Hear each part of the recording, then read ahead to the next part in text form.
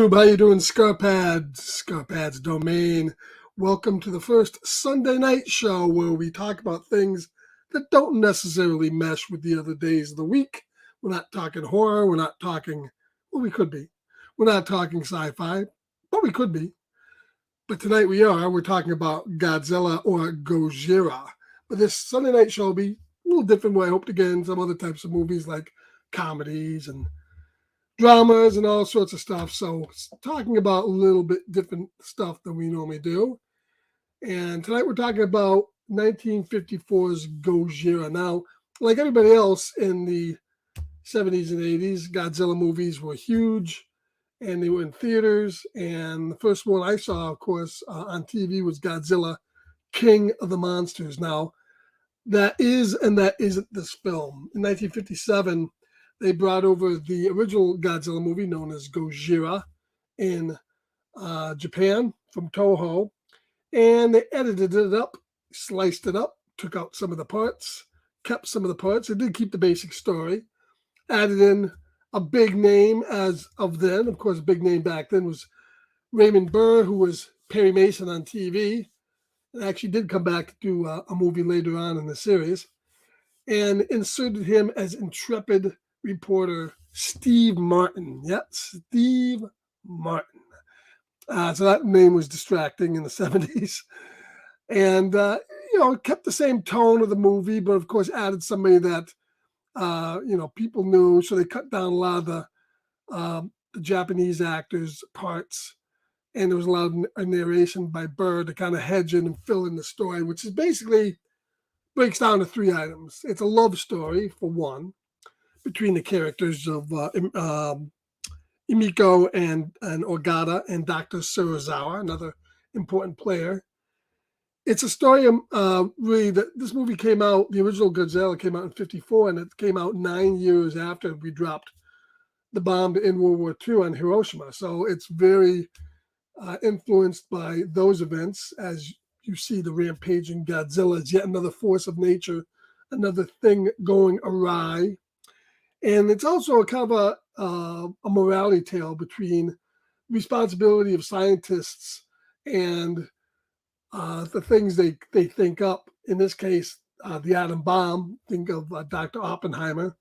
But in this case, it was the oxygen deprivator, a device that could be used to destroy Godzilla. It could also be used, as the character said, as a super weapon to bring more death and destruction down on his country.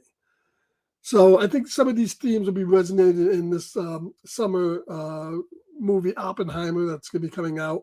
That's going to go into great details of the creation of the atomic bomb and how all the scientists felt a great responsibility. A lot of them took their own lives after that came out. And, in Japan in the 50s, you had basically arranged marriages. So, the basic story is that the girl is the daughter of the leading expert on paleontology and on creatures of this era. The beginning of the movie, you get some attacks on the ships. They're not quite sure what's going on. Several ships are attacked and sunk. And then you get an attack on a string of islands that end up, killing some islanders, wreaking a lot of havoc. But still, all situations where they're not sure exactly what's attacking them until the whole troop takes a trip out to Odo Island and they discover the rampaging Godzilla. And they also discover traces of radiation mixed in with prehistoric fossils now come alive to determine that this creature was a spawn of the bombs being dropped on Japan in the 50s to help basically create it. So those weapons of mass destruction created yet another weapon of mass destruction, Godzilla. And Dr. Serizawa is played as a very reclusive man, very, aware of how his weapon could be perverted into a really dark weapon that will lead to the destruction of the earth. But then again, so will Godzilla. So that's where all that comes from.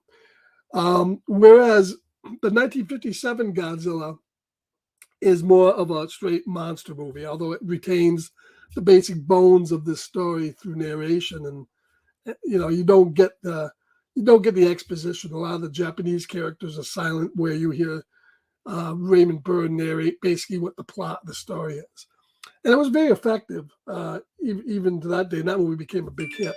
But where this movie really is more of a, it has a lot of depth to the characters and depth to the story that goes above just the monster mayhem, and that's why this movie lands on top 100 AFI lists as one of the greatest movies of all time, because it is a very somber, serious uh, treatment of the monster movie. And interestingly enough, there'll be three movies between this one in '54 and 62's King Kong versus Godzilla.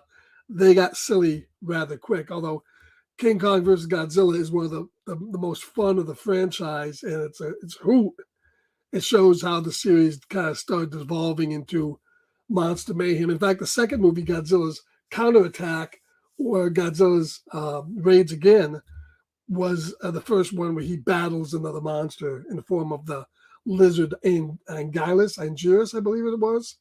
But in this one, he's fighting nobody but the people of Japan. And we'll talk a little bit about that in a second. So let's see who's in the chat tonight. I want to say, hey, Perry, how's it going? Hope everything's going all right. Station, Evan, my man, how you doing today? Two Gun Pedro, always in the house. Thank you, Two Gun, for coming in.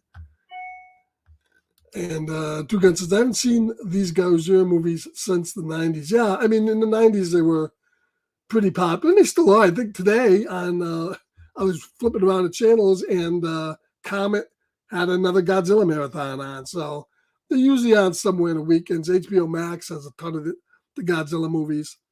And I know Criterion released the box set, like the 14, 15 of the Showa, which is the original era where this movie takes place.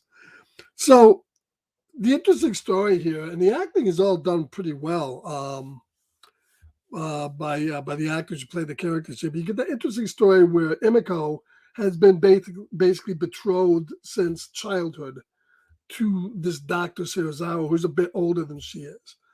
And while they grew up together, almost like brother and sisters, neither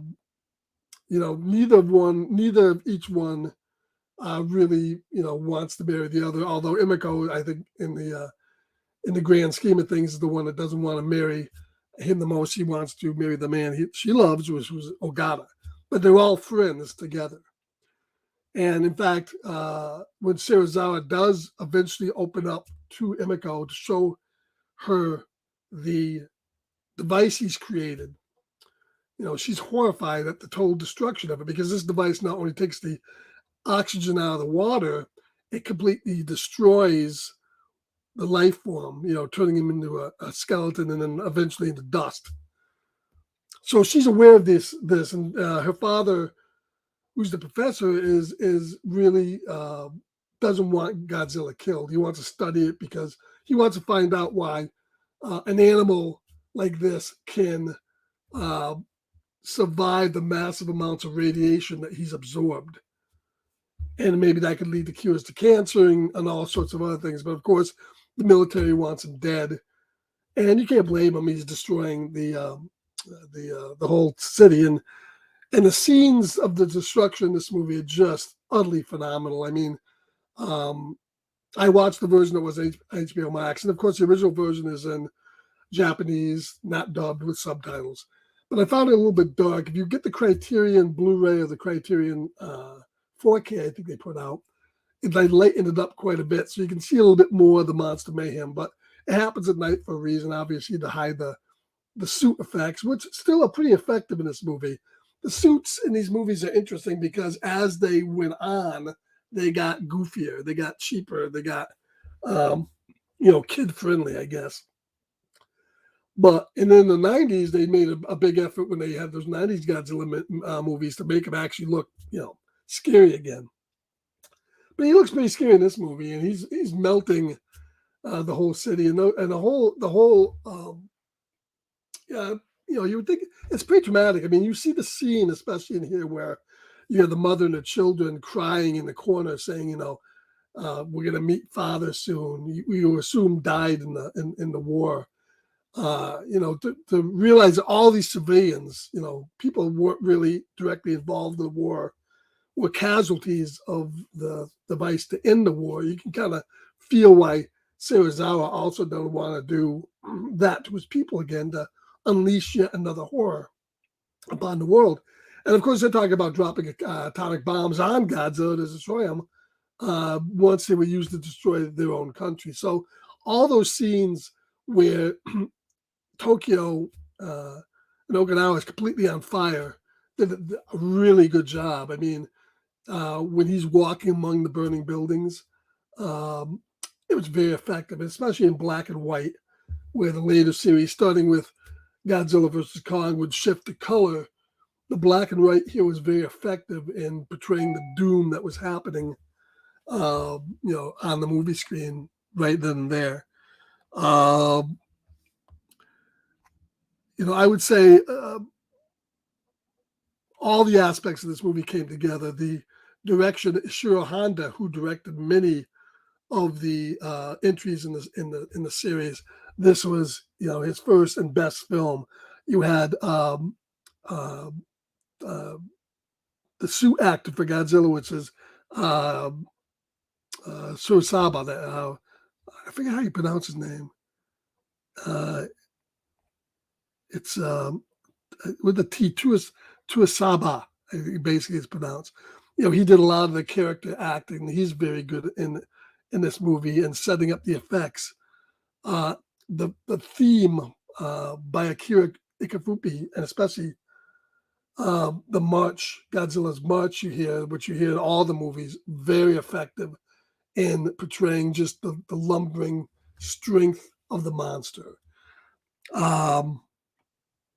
So eventually what happens in the plot is, after a lot of ruminations, they get Serizawa to open up about how this will destroy Godzilla, but he's afraid of the consequences. And the two male leads have a fight, and eventually it's determined that he's going to use the weapon, but if he does, because he's concerned with his notes or being in his head and somebody coercing the stuff out of him, he's gonna basically commit suicide along with the destruction of Godzilla.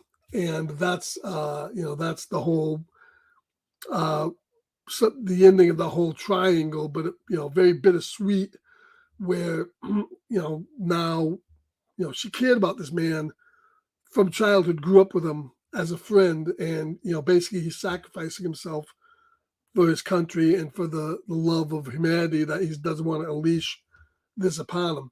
Interestingly enough, the sequence very effective, where Godzilla dies in the water, and then he's kind of like boiled away almost, and you see the Godzilla skeleton there, and then it just disappears. Obviously, if this is the first Godzilla, they would come up with many more Godzillas from here on out.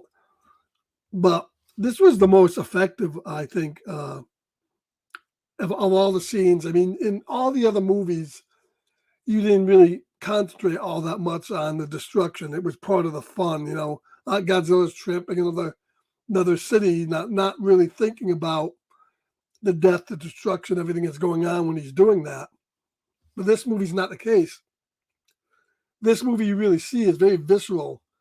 All the people he's killing. I mean, he had all the reporters up on the water tower, basically, before he comes down and melts it and burns it away, and they're all jumping to their deaths. You have that great sequence on the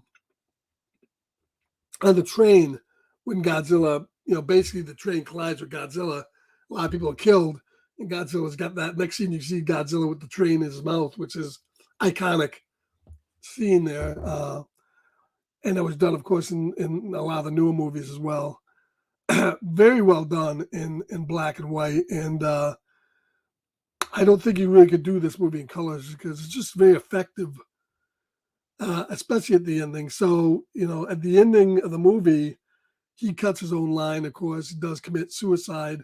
He wishes the two lovers that they have a happy life, and really that's the end of the movie.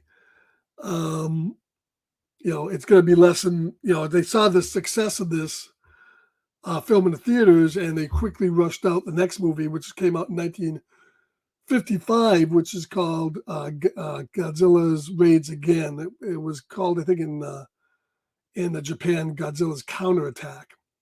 And interesting enough, when that movie came out in 1959 in America, it was picked up by Warner Brothers, and Warner Brothers retitled this movie Gigantus the Fire Monster. They did not want this to be linked with the original Godzilla because Godzilla died in the first movie.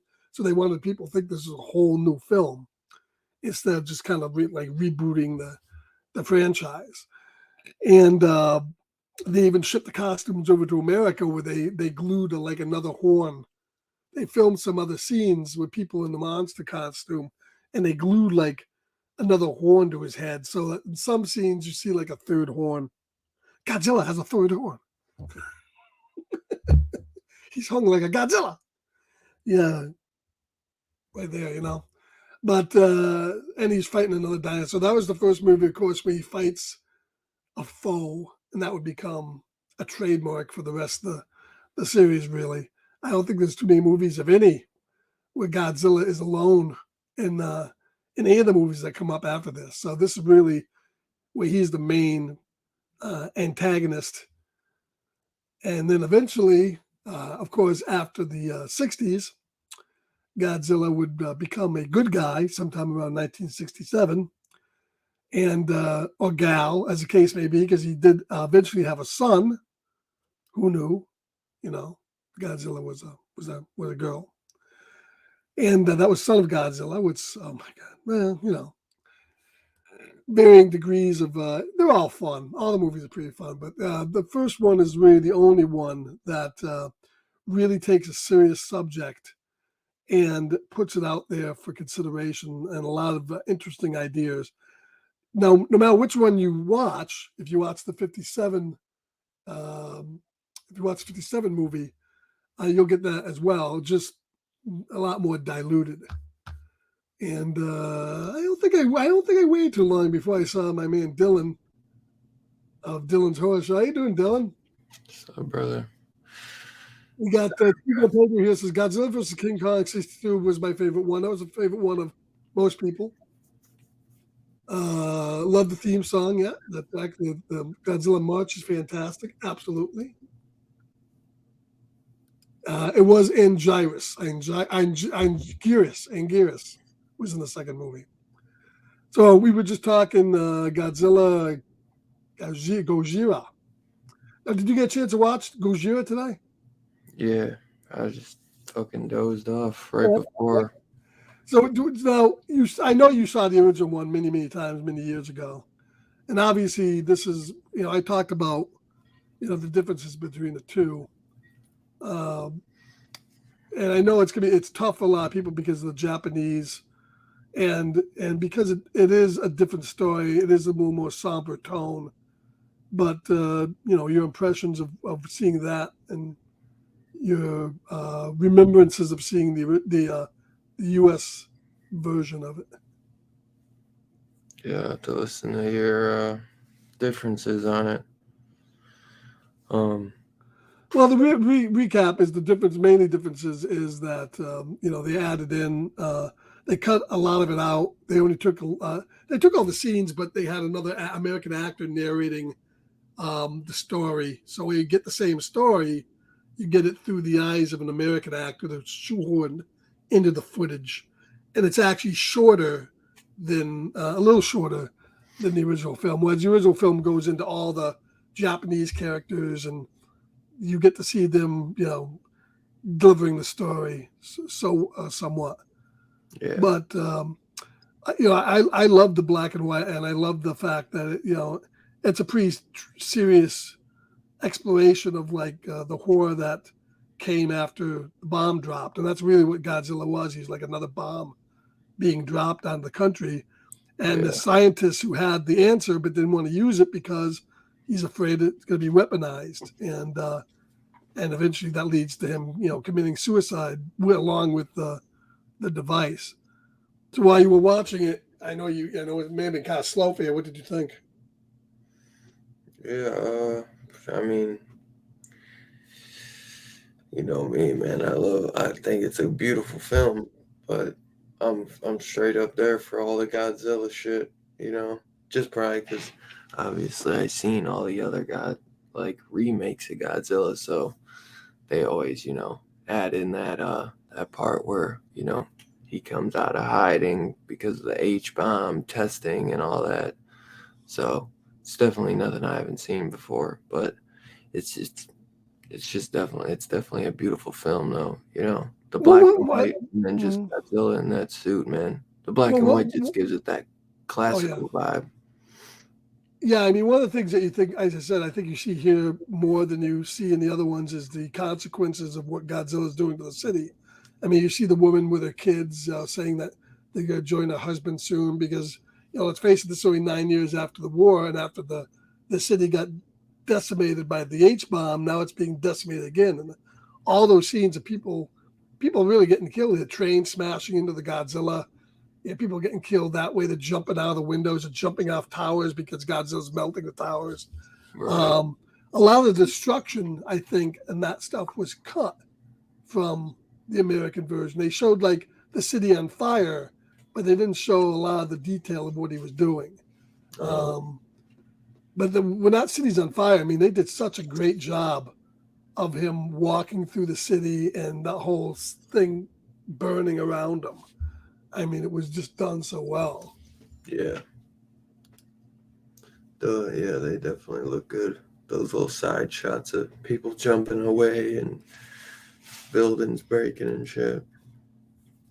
Yeah, but as I said, this one, there's a reason this one wound up on the top 100 movies of all times list for the AFI because it is a little bit more somber. It's a serious movie.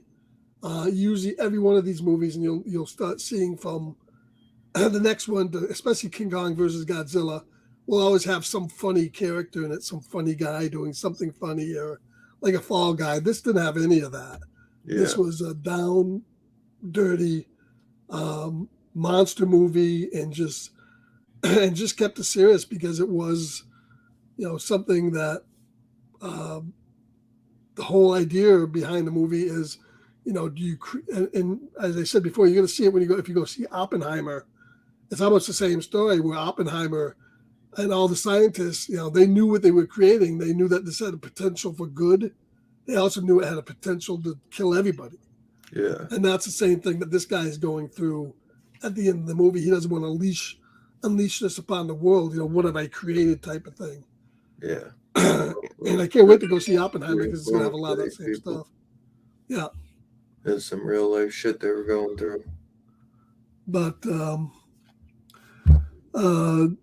I just enjoyed that it was done. It was done a little bit more seriously, and before it gets into the Yeah. goofy stuff that's going to be coming out. But yeah, Godzilla vs. King Kong is to this day still the most popular Godzilla movie there is. Oh yeah.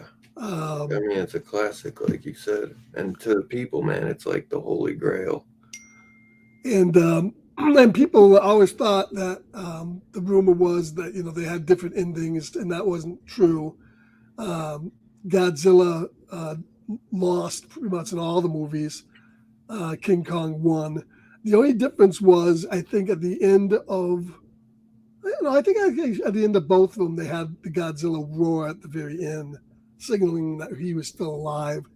But King Kong always, which was interesting, that even in Japan, King Kong beat their own monster. That's how popular King Kong was. Yeah. In That is crazy. they just loved King Kong over in Japan. Absolutely loved him. And that's why they made 2 or 3 movies. They made another couple movies after this one on Godzilla versus King Kong Escapes, where he's battling the robot King Kong, and then they made a couple other ones. Very very interesting that that after King Kong vs. Godzilla, though, you don't really see him anymore. But I think it was the whole rights issue. They really couldn't get him again. And it should be interesting to see what they do with him in this sequel that's coming up. I think that's coming. Is that coming out this year? I think it is, right? I think so. Yeah, New Empire. Maybe toward the end of the year. I think it's coming out. Probably because they only. I don't think it's coming out in the summertime. Don't. The summertime is pretty well packed. They already just released the Hunger Games, the Ballad of Songbirds and Snakes. I'm guessing this is a remake. Of course, here's my Godzilla King of the Monsters NECA, one of my favorites. I love the cover, dude. Oh, that's the King of the Monsters one. Yeah, the King of the Monsters again with the fire breath. See the fire breath on the costume? But I love these boxes. These boxes are just as much. I'd love to take them out, but they're just so nice. They're all done with the original posters and whatnot. Yeah, that shit is sick. And what the fuck was that? I think I have another one over here, King Kong versus Godzilla. It's kind of cool. As far as King Kong versus Godzilla NECA? Yeah, have you ever seen it? I think I have it. Let me see if I can find it. Wait, hold on a second. Hold on. Let me look. Oh, I still got my dentist stuff.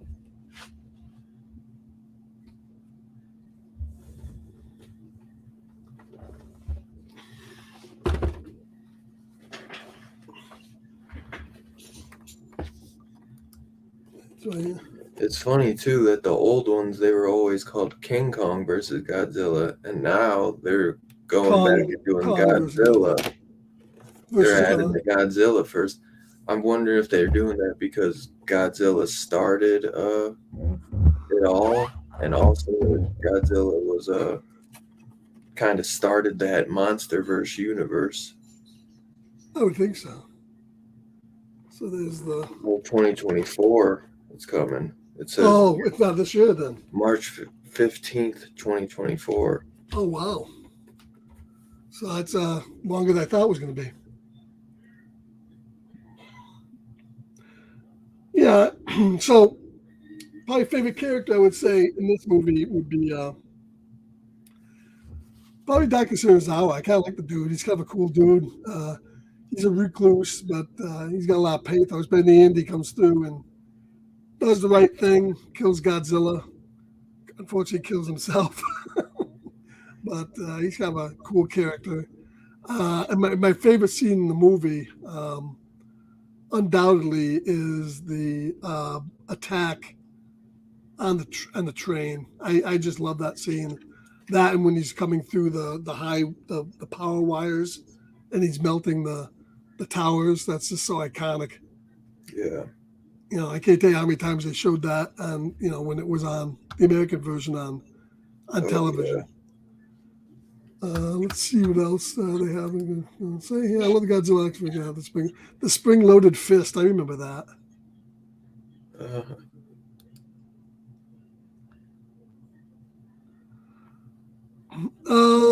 Well, if you actually, another movie you probably should do on this channel at some point is Shin Godzilla. Now, Shin Godzilla is the latest one they did. Isn't it animated? No, it's a live action. It's very divisive because it is kind of slow, because basically it gets into the politics of Japan quite a bit, and there's a lot of back and forth and like boardrooms and stuff. And basically it has Godzilla like coming aboard. This is like I think I acknowledged the first one happens, but in this one, it's kind of cool. You probably like it. When he first comes out of the ocean, he doesn't look like Godzilla. He's like a big mass of like what Godzilla would look like if he's like all protoplasm. And then as he develops, he turns more into the Godzilla that we know. And not only does he have the fire breath, but he has this like beam that goes out of his fins, like that goes around him and protects himself. And there's a great scene when he's coming out of the ocean for the first time, and he's like this gelatinous blob. When he gets cut, when they're shooting at him, his blood is acidy, so it's going through the streets, and it's like burning everybody as they're running down the streets away from him. So that's called Shin Godzilla. There's some really neat stuff in it, but it is kind of a slow movie. But that's the latest one, and that one had more Godzilla metaphor for that. Like they made that one right after the big typhoon they had down there, and this was more of a response to like the government's response to that typhoon. So there's a lot of digs at the government and stuff like that. So it's worth watching, but it's not like a conventional Godzilla movie. But it's kind of like this because it is kind of like a slower, more somber, serious idea behind it. But I think anything else, the tone changed because they were popular. People liked the fighting, and then it got evolved into ones that kids could watch. And then in the 70s, remember they did the Godzilla versus the Smog Monster, which I think I have over here, and a figure of that. And that was about Godzilla versus the ecology. And then they, the tone did go all over the place. In the 90s, it was a lot more serious. And then after that, you had the 98, which is a kind of a nightmare. Although I still kind of like the 98, even though it's not really Godzilla to me. I didn't think it was a terrible movie as a monster movie goes. What did you think of the 98 Godzilla? The 98. That's the one with Bradford. Oh, I grew up with that one. With Matthew Broderick, yeah. Yeah. It was okay as a monster movie, but I didn't like it. That was like always more of a lizard. As a kid, I liked it. It was a lizard. You know what I mean? It had like so many Hollywood actors. But obviously as I got older, I didn't like it as much. I always thought the Godzilla looked good when I was little, but that was like all I knew. Right. That was what I looked, because I grew up in the 90s. When they did, it was interesting is they did a movie called, the last Godzilla movie they did was Godzilla Final Wars. It's not a great movie, but it has like every single version, every single monster in it that Godzilla has fought through the years. And one of the monsters was called Gino, which stood for Godzilla in name only. And it was that monster from the 98. And Godzilla came out to fight it. He got the monster went like this, and he went up against him. He let out one blast with his breath and fried it. And it just fell over and right into the water. They made it seem like that was the American dream. Yeah, no, they wanted to kill that one, man. They didn't like that one. But yeah, and so that one did not do all that well. But I think, as we discussed before, the first Godzilla movie made by the MonsterVerse people was frustrating because, to me, they killed off the best actor, spoiler, in the first hour of the movie. Mistake. They should have never gotten rid of Bryan Cranston and concentrated on his boring son. And then every time there was going to be a monster fight in that movie, they peered away. It's like they just got to a good fight, and then they shifted the camera to the humans or to something you didn't want to see. It's like, oh my God. So they really didn't have a fight in that movie. Yeah. Godzilla King of the Monsters was better, I thought. And then they got a little bit better than that. But yeah, the best one to me, I still say, is Kong Skull Island, because it had the best mixture of interesting characters and interesting, monsters and whatnot. So Skull Island is still my favorite. But the last one wasn't too bad, although it was a little dumb. But it was all right. Dude, I fucking love Skull Island. Yeah, I like Skull Island. That's my favorite. That shit was good as fuck. And I don't think that the girl from Stranger Things is cast too well in those movies. It's just her character is just not great. And I'm not sure why they keep on sticking with her and going back to her. I know she needs a paycheck, but... Yeah, I'm guessing so. I wish I would kind of lean off. I don't know if she's in the new one or not, but I think she is, actually. But, so you might want to say in the chat, guys, before we wrap this all up, your rating for Godzilla King of the Gojira, if you did watch it. I'm going to give it I'm gonna give it a 4 stars. I think it's a great movie. It's not a 5-star, but it's at least to Yeah, me, it's still a little slow paced, but that's because I mean it's an older movie. I mean, yeah. there's nothing you can do. Back then, this was probably such an intense movie Well, yeah, they never for saw them anything back like this then. before. Obviously in the 50s when this first came out. And I guarantee even in the US, this was like a dope ass fun movie, but it was still serious too, I'm sure. You know, Yeah, it was. I mean, they just kind of inserted in the American Star. American, to give it their Because they didn't think people would watch a movie without Japanese people in it, especially right after exact the war and all and that. all So, the, and I'm sure I don't know. I wonder how people were about like Americans were about subtitles back in the day. well, it wasn't subtitled when it came here. It was, Dubbed. it was dubbed. Yeah, Exactly. That's what I'm right. saying. Yeah, they didn't have any subtitles back then. Exactly. Yeah, but it was a different. Yeah, you got Samuel L. Dude, I Jackson in wish they would. Skull Island. I would have loved like a couple Skull Island movies. Those are Yeah, just you so good. had who's the guy who played the crazy dude that was trapped there? Who's that guy? John C. Riley. Oh, he was great in Brother. that too. He was excellent in there. You're all gonna die. and He's even like, again, you guys are some good boys. He's like, we're gonna die together. and even Like, even even Loki there wasn't too terrible, and even Brie Larson, who's usually annoying in most movies, it wasn't she's good terrible. in that. She's That's good in one that too. few that I thought because she doesn't, Yeah, but it's it was always so weird seeing Loki in that because he's got the short hair, and it's like in dyed. the Like American. Was he British in that? I don't know if he was I British in think he that, but is. yeah, He's like, well, he might be American, but he's some type of big tracker, and right. I forget what is if he has an accent. I love that movie though. So Yeah, because it really is more of it's King Kong. I mean, basically, it's King Kong, and there's a lot more fighting in it. There's a lot more, yeah, it's King Kong uh if the guy who is trying to film the movie is just going in with the army instead of just like a right, random film crew like all the other right. ones. But It still, was I think the best. Nothing has to me as a horror movie. Nothing to me, especially in the extended version, um, has topped Peter Jackson's scene where all those guys are getting it by the bugs in his version of King Kong. Remember that scene, Dylan? what was that? All the guys are getting killed by the bugs in the Peter Jackson version of King Kong, where they're in the pit Oh and yeah, all the bugs are coming out. And if yeah. you watch the extended, they even go deeper in that.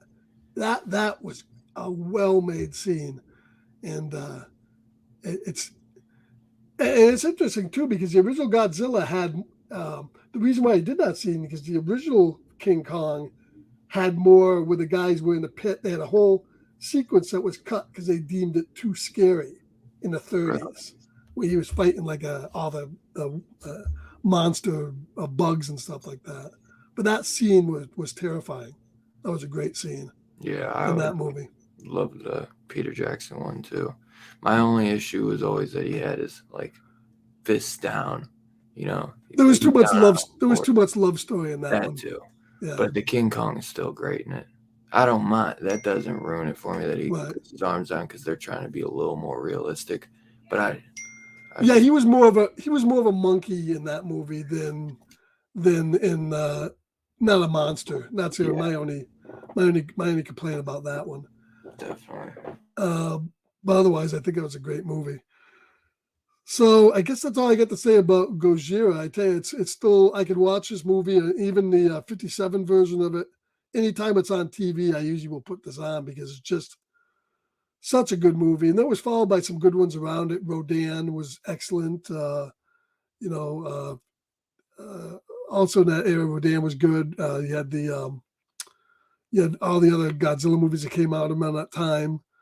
And any Japanese horror movie, I mean, I was down for it in the '70s, even if it wasn't Godzilla.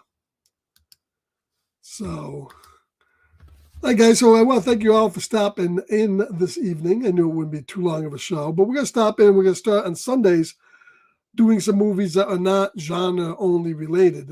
Next week, I'm going to be doing the Mini Saints of Newark, which is the movie about, well, not really about Tony Soprano. It's really about Soprano's growing up in the around the gang and being influenced to who he would ultimately becomes. I like the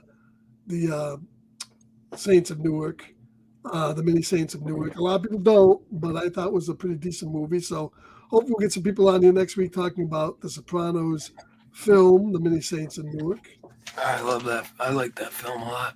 There's a lot of good characters in it, a lot of interesting things to talk about. I've watched it, but I've watched it a handful of times too. Yeah, especially if you're a Sopranos fan. I really I've watched The Sopranos a few times, and then I always watch that right after. Yeah, a lot of people didn't like before. Some of the takes on the characters, but I always found most of the takes on the characters pretty good. I want a sequel because I wanted like more of John Bernthal as Tony's father. I wanted more of some characters, so it's like that's my only disappointment is I wanted more. Yeah, I think, and we'll talk about if you're on next week. We'll talk about we can talk about this next week. But I think it would have been better if it was a miniseries on HBO. Oh, if they did like a 12-part miniseries, it would have been a lot better. It's always weird when TV shows come back and do a movie. Do movies because it never feels like enough. Well, no. What can you do in 2 hours? I mean, It's hard to give any kind of story in 2 hours. And that's if it goes 2 hours a lot. You might get an hour and a half. But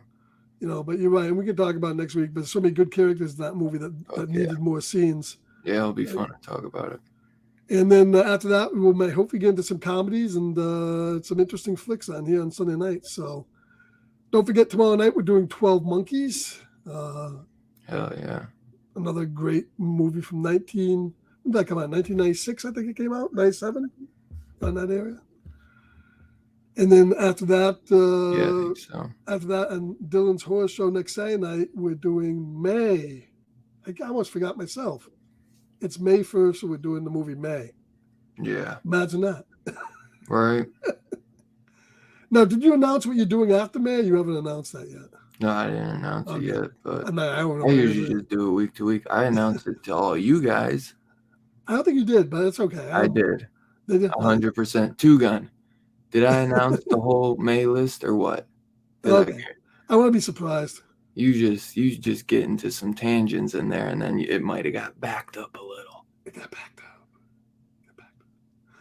All right, so thank you guys for coming in. Hope you enjoyed a little talking about Gojira.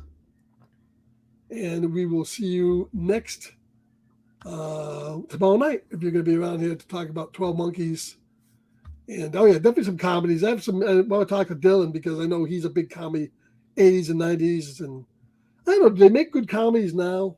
They make a few, but not like they did in the 80s and 90s. And I think there's some good stuff that we can get into and talk about for 80s comedies. If you guys have any ideas, leave them in the chat. And I'd agree with you. My rating would be a 4 as well. Yeah, very good. I love how fucking Godzilla looks in that, man. It's so clean. I like the picture behind you. I just fucking love his look in it, man. I always feel like almost to this day, nothing's beating it. Maybe the only thing they compared with, and they got it perfect finally, was Godzilla in the King versus King Kong. They perfected it. Yeah, his face looks better, although he's still kind of chunky. Yeah. That was the best they got, though. They need to slim him down. But yeah, they got the face good because he doesn't look, he looks mean, which is what he needs to do. So, all right, thank you everybody for stopping, and we will catch you next this coming Monday night, 12 Monkeys, and we'll catch you later. Have a good night, everybody. Peace out, y'all. See you tomorrow. Station.